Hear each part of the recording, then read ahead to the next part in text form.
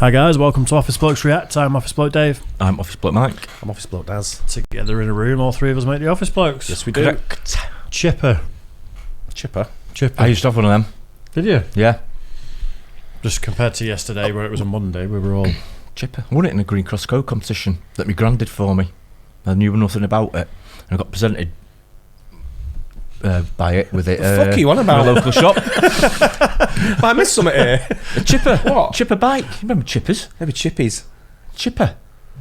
You had a chippy and a chopper. It's a chipper. Next I up, bet you $1 billion. next up, the Office Blokes are going to discuss the price of cheese. So stay with us for that. Exciting stuff. Subs. I'm coming in the wrong room there. I thought I just dozed off and woke up again. Anyway, 6 major cultural differences between Britain and America. Lawrence is doing a collab. Collab. Ah. A collab, yeah. 6 major cultural differences between Britain and America. It's a brand spanking new video. Oh, yeah. Cultural difference. Yeah, because obviously we've had the free refills in restaurants and all those done a few videos where they talk about differences. But I think Lawrence has touched on a lot of the obvious ones in another video. Yeah. Right. So this being a collab, we'll find out. Who's he collabing with? I have no idea. It was a guy and a girl in the thumbnail, Right. but I'm not sure who they are. Right, all right. Okay. So let's do it. 6 major cultural differences between Britain and America. Hello, I'm Lawrence and I'm on a quest to uncover all of the memos that Britain and America lost in the pond, and one of those memos pertains to cultural differences. This past week I sat down with the Beasleys, James and Millie, to talk about some of those. That's who it is then. Ah. Right. I didn't recognise them, but we are aware of the Beasleys. They're a I've reaction heard the channel. name. I've heard, to be honest with you, I don't watch YouTube.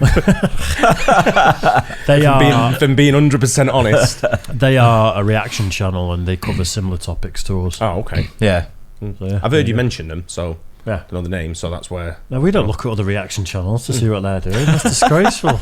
I've heard you mention channels you watch, and I Yeah. don't know if that was one of them. Yeah. I have watched them. Differences. And because we/they was so well planned, they are simultaneously doing another part to this video on their channel, and I will link to that in the end slide at the end. And if you've not seen them react to my videos, you'll want to address that right after this video and theirs. Also, if you're not subscribed to my channel, do that now. Without further ado, let's talk about 6 cultural differences between Britain and the United States. It's great to have you both on my show, and we're going to start off by talking about toilets. Seems appropriate, right? I think. There are quite a lot of differences, I think. He looks like Danielle's husband, Tom. He does a bit, doesn't he? That's what I thought he was, and I thought, is that Tom? He has got a look at him, hasn't he? Yeah.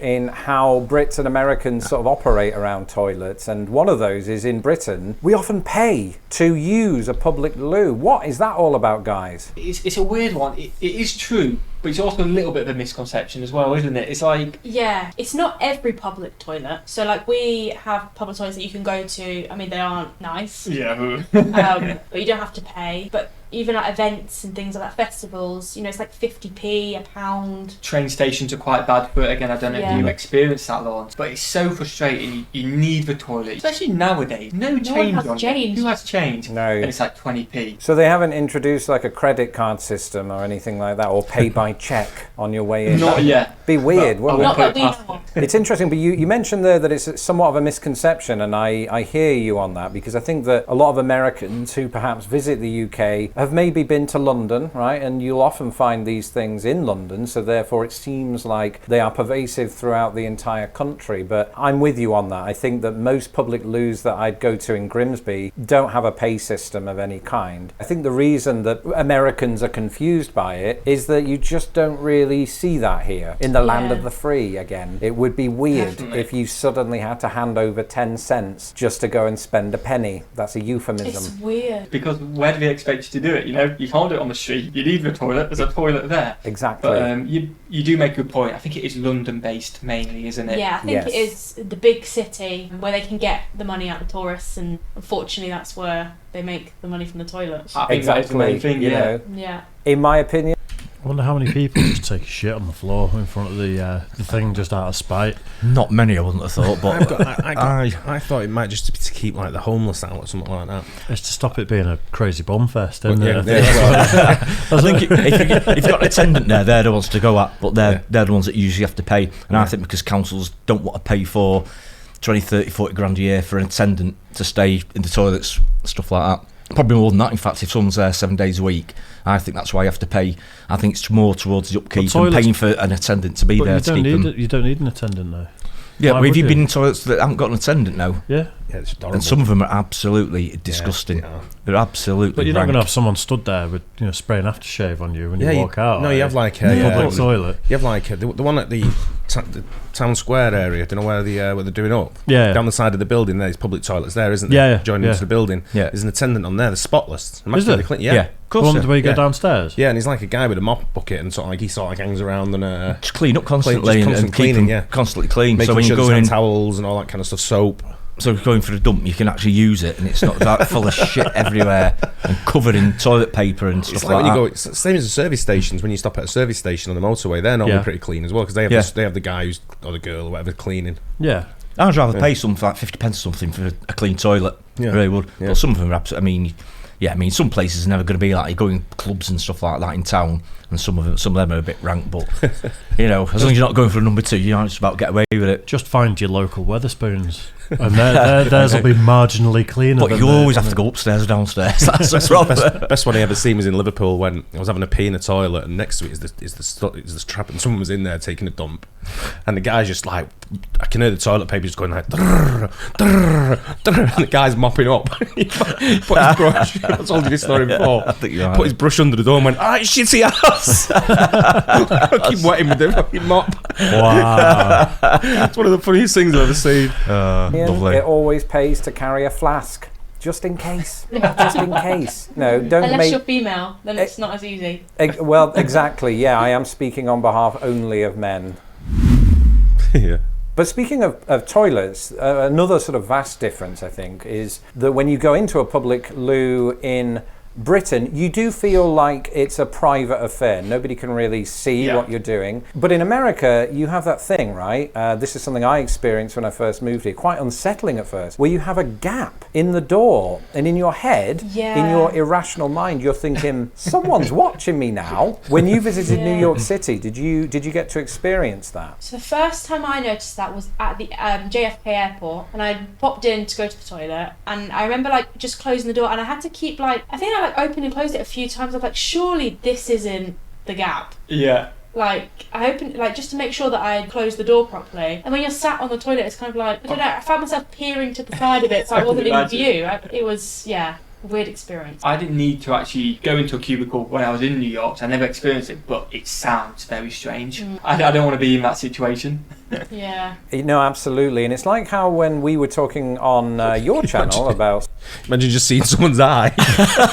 Just one eye, just staring at you. Oh man, yeah. That'd be unsettling, wouldn't it? Yeah. It's very much private time in this country. It's like Pretty much. you don't talk to me, you don't communicate, you don't. There's nothing going Although I on. remember going the one in Alty when you went for Paddy's Day. I can't remember what it's called now. I won't name and shame him. O'Shea's. Dave has. O'Shea's. Is that what it is? Yeah. Yeah, but in the bloke's toilet there, and when you open the door, Where's that? it's near the market. We went in there for on Paddy's Day last didn't year. we? It's called Kennedy's. Yeah, that's right. Yeah. I was throwing him off the scent. Beep. No, but when you go in there, you open the door there, you can see straight into the gents there. You can actually, yeah. Yeah. I've said it before. I've been in a toilet where there's been no door on the trap. I've just been there. Yeah. That wasn't on the trap though. That's just like the normal urinals for the blokes. Yeah. You know, Maybe you open the door and you're taking a piss. Yeah. Someone can just see you. Yeah. Not having that. Don't bother me. Not going there again. Don't bother me. I'm not. I think that's quite funny. So it's just urinals and not cubicles with the doors off, because that's a bit too much. No, it's when you open the door to the toilet, innit? The urinals are just right there. Yeah, yeah, So you yeah. stood right at the door. Yeah. It just opens into the pub. Normally you've got like a privacy sort of panel Yeah, or something, haven't you? nothing, But yeah. absolutely nothing there. Yeah. Open the door and Mike's just there. Yeah. And when it's dead busy in there, there's a can cube see coming you. outside, Cube the door's out, just the door's open open. Yeah, constantly. Sales tax, how at first it's the weirdest thing. Over time I've just gotten used to it and I don't think about it because there's never been an actual experience of somebody just standing at the door, you know, just creeping on me. It just feels like someone is watching you, even though you could be in that toilet all by yourself, but it just feels like someone is there. And on the other side of the coin, when I speak to Americans about it, they don't bat an eyelid. They don't even think about it, you know, because it's just what they've always known. So it's like when you're in Britain, as I said, carry a flask. When you're in America, carry some gaffer tape with you and you can just, you know, put it over that gap. Also, the bottom of the door is slightly more, there's more gap at the bottom as well. There is, just in case you have any foot fetishists that want to spy. And just lastly, on toilets, I wonder if it's high enough that when someone's sat there, you could grab them by the ankle. Pull them out. Big skid mark. That's got to have been attempted at some point. You know, the ideas that you two have. Someone put their hands Really? under. If I was sat in the toilet and someone put their hands under the toilet to grab me leg, I'd just piss on them. I think you'd be well within Who's your laughing rights, now? to be Yeah, honest. who's laughing now, yeah. mate? Very Look at- If you're going to invade my space, you can have what's in the space. I'd grab their hands and pull them half in and just leave them. So for like the next 5 minutes, they're just kind of like dangling out. Wipe your arse on his ear. is the depth of the water. Have you noticed that? We've seen a lot of these like types of videos Yeah. Reactions. that the toilet water is so high. It Like, is. Why? Do you, It is. do you not get splashage? Do you know Is that what? a bad thing to ask? Do you know what? Actually, splashback is far less common with this because Really? yeah, because Not as far That's to the what trouble, comes isn't it, I out suppose? Yeah. doesn't have as far to travel, right? Oh, I suppose. It's so like it's when you not- drop a pebble in the So it's already half floating. When you drop when you drop a pebble. doesn't have as far to travel, right? Oh, I suppose. Oh, It's so like it's when you not- drop a pebble in the water, just to keep the euphemism going, and Yes, if you do it it high depends on the height. The splash will change, and so I got greater level of splashback, and you can quote me on this, when I lived in the UK. I thought the water was that for like blind people, so when you go in, you sort of like know when to start pissing when you walk, when it touches the water. I hope not. Be a lot of blind people with hepatitis. Switching gears, Boxing Day, day after Christmas. Oh. A lot of Americans aren't familiar with Boxing Day. Tell us all about Boxing Day. What does it mean to you? I feel like for Boxing Day, for me personally, I enjoy it more than Christmas because it's like Christmas but relaxed. Okay. So like I feel like Christmas Day, you know, growing up anyway, you know, your parents are always rushing around, busy, cooking the dinner, all of that. You know, it's great as a kid. And then Boxing Day is the day where you get to play with all your presents. Food's already cooked, you're eating all the leftovers, Yeah. you're relaxing, and I just enjoy that more than the hustle and bustle of Christmas Day. Yeah, my Boxing Day is normally completely different to yours, isn't it? Don't get me wrong, I prefer Christmas because you get presents. Who doesn't prefer the presents? I think Lawrence can probably back me up on that one. It's Um, what I live for on December 25th, for sure. Definitely. But the football for me, absolutely love it. I always, hopefully if we go to a away game, I remember travelling with my dad over the Manchester Pennines to go and watch a game at Bury. Knowing going to watch an away game at Bury, Robin versus Bury, you got 500 people there. But Berry. To translate, I was going to say to translate for all the Americans, that's Berry. Bury. Bury. People who live in Bury call it Bury. They do. Boxing Day, having a few drinks, it's a great day for me, especially for football. That's a Hollywood fixture if ever there was one. Yeah. It was great. We actually won 2-1 as well. I love Boxing Day too, for the same reason, and as we sort of touched on in the video that we did for your channel, Boxing Day has a lot of similarities, I think, with Thanksgiving, but there's something else that I didn't really mention, and that's that Boxing Day also has a lot of similarities with the day after Thanksgiving, and one of those is you spend the day eating leftover turkey, right? You do that here yeah. the day after and the days after as well. But the other thing is Sales. the sales, Black Friday Yeah. sales, And, yeah. Boxing Day sales. So one thing about the holidays is that here in this country, and to a lesser extent, I would say, in the UK, we invite family members over to come and share in the food and the festive spirit and all of that. One difference, it seems like, that's come to my attention via yourselves is that here in the US, there's this belief that some Americans will keep their shoes on. Yes. I'll just be very interested to hear, because that's not been my personal experience of it, but my own experience doesn't have to be how it is in the wider world. Someone goes up. Never even occurred to me, that one. I'm a shoes off at the door person. I'm leave my shoes on. Really? Yeah, and I've got white carpets. I have separate shoes at the back door in case I need to pop out. But if anyone even dares go upstairs with their shoes on, I'm one of them where I'm like, no, which you probably wouldn't expect with me. Yeah, No. we're pretty much like that. Yeah, shoes off at the front door if possible, especially if it's wet and raining and stuff like that. Oh yeah. Separate ones at the back door in case the dog needs to go out, in case you get mud on them. Well, my bedroom's So- right near the front door, so what I do is when I come in, if I've got shopping with me, I walk straight through into the kitchen, all the way down the hall, into the kitchen with my shoes still on. Put all the shopping down, do whatever. Then I go back to my bedroom and then take my shoes off and put them away. If you've got shopping in your hands, it is a bit of a different thing though, because you've got to get it in the Yeah, house. of course. Where did you first hear about that sort of stereotype? But also, if guests come round to my house and they go, shoes on, I said, leave them on. Nah, do whatever you feel comfortable. I'd prefer, if guests come round, I'd prefer to let them keep them on, to be honest. Yeah. I'm just not bothered. Just like, do whatever you want to do. I don't make a big deal out of it. But I prefer if I do people that. took them off though. Yeah. Nah, don't bother me. It was YouTube videos, wasn't it? Doing our reactions. And then the comments. Yeah, we never take our shoes off. We find it rude to take our shoes off, which is fair enough, each to their own. Yeah. But It's such a weird concept for us, that. It is. The only time I don't take my shoes off if you're at a party, a New Year's Eve party, something like that, at someone's house, and nobody's taking their shoes off. I'm not saying it was everyone, like you said, your experience is that, but the comments were quite in favour of leave your shoes on. Very interesting, yeah, because like I said, with the family that I've married into, they're very much pro shoes off. That doesn't mean that it speaks to the entire culture of the United States. The three of us spoke about this a few weeks ago. I looked into it, and you're right. I mean, it just seems like there are some Americans who just sit around in their shoes inside. This is a revelation to me, and I've lived here 14 years. You must have comfier shoes. Yes. Something like that. No, absolutely. And I think to keep this conversation going, anyone who's watching this who is American and does practice the shoe wearing around, carpets and the like, let us know in the comments below. Also, let us know what kind of shoes you wear. I'm going to be looking. I'll be looking. I want comfy shoes. There you go. They might be able to tell you. So to me, that's unusual, and I'll be on the lookout for it next time I'm at somebody's house, and I'll judge them. So I just think it's weird. It's weird, like in a good and bad way. Like it's just Exactly. not what we're used to, is it? I think that's true of most things, is that you just sort of learn to embrace the differences. That's at least what I try to do. So speaking of Boxing Day and the holidays and all of that, of course Did someone explain why they do the date format the way they do it on a video we watched? I think it's how you I say think it, so, isn't it? yeah. I think someone say how you say, because it's how you say it. You say like October 12th rather than 12, rather than 10/12.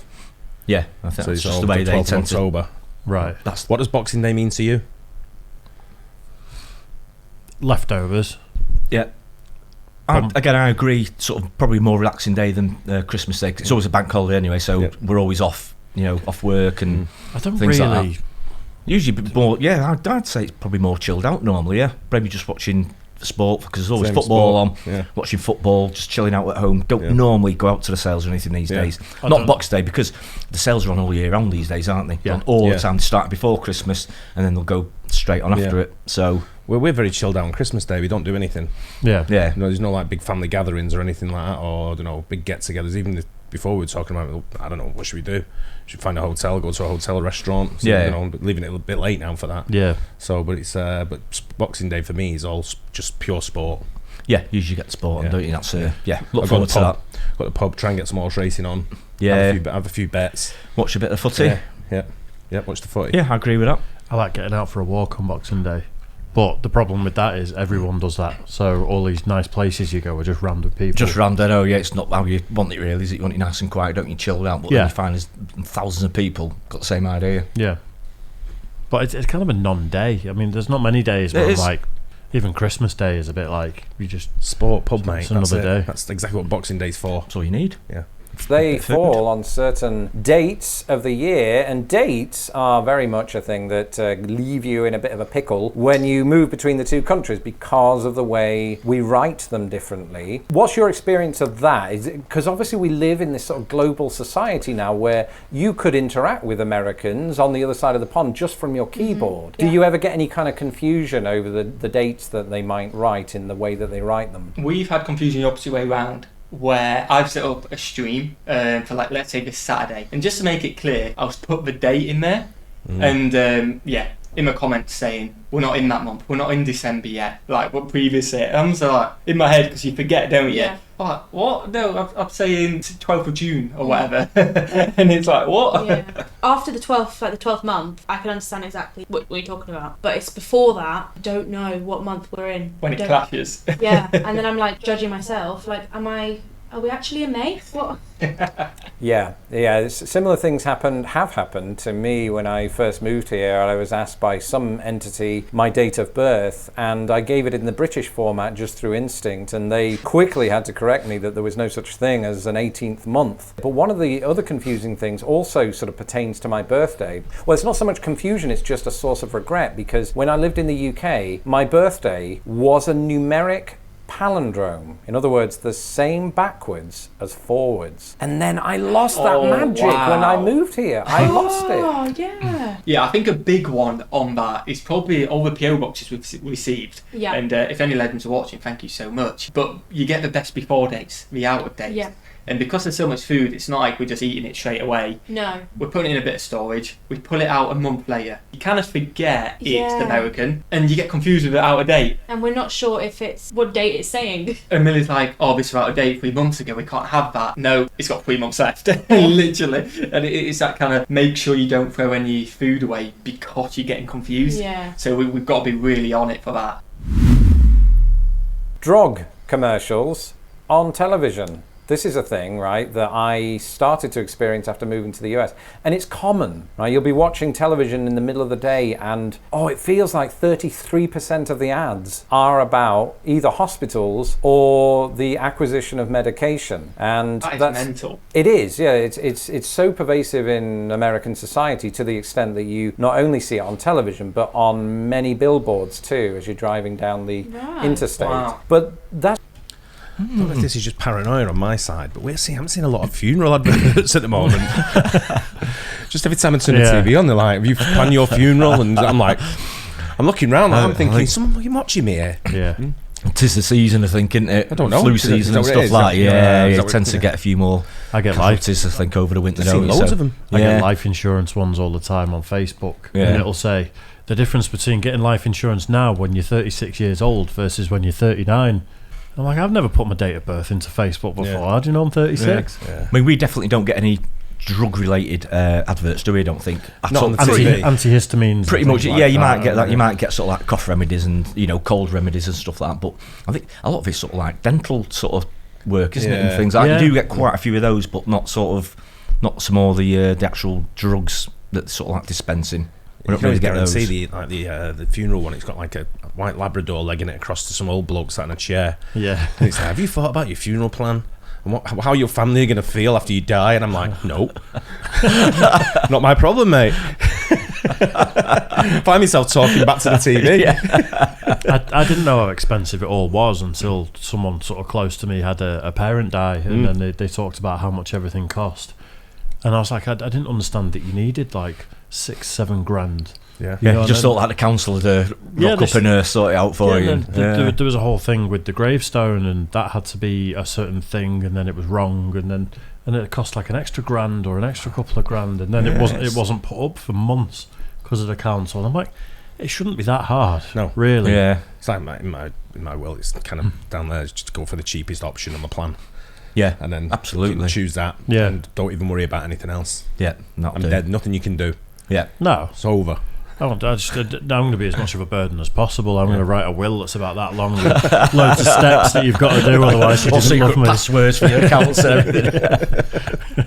That's not really the case in the UK, right? I mean, we do have ads with the medicinal content, but it's not quite to the level that it is here, I don't think. Is that right? Yeah, I think it's quite kind of played down. Definitely. You've got your Gaviscon, stuff like that for heartburn. But like you say, I think what highlights it the most, like when we watch YouTube videos of American stuff like that, they kind of know the names of all these antibiotics and stuff like that, which I'm guessing is coming from the ads. Whereas if we go to the doctors, We've got not got a clue what they're giving us. prescribers, and it's the first time I've seen that word, Yeah. something like that, and I guess that's because of the advertisement. That could be it, yeah. And the big thing for Brits coming to the US is that we may use some of those same medications back in the UK, but they often actually have different names, whether it's a different brand name or what have you. And so you have to learn a whole new language just in the field of medication. So sometimes when you're watching those ads on TV, it's almost like watching television in a foreign language. But the bombardment of it is very, noticeable. I do have a question about that. Yeah, go ahead. So